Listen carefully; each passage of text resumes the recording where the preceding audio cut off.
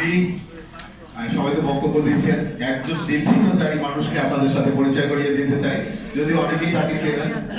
এই pay scale আন্দোলন, এই বৈষম্য আন্দোলনকে সামনে সারিতে নিয়ে আসার জন্য যার অবদান অনেক বেশি, আমাদের নেতাদের নেতা তিনি, যদিও তিনি কখনো মঞ্চে বসেন না।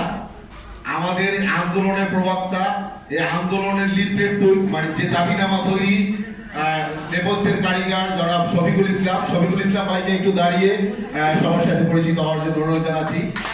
তিনি আমাদের নেতাদের নেতা, আমাদের গুরুদের গুরু, তাকে ধন্যবাদ জানাই, কৃতজ্ঞতা জানাই। তিনি একজন নির্ভীকচারী মানুষ, নিজেকে কখনো সামনের সারিতে নিয়ে এসে পরিচয় বাড়াতে চান না, কিন্তু এই আন্দোলনকে বেগবান করার জন্য তার অবদান সব থেকে বেশি।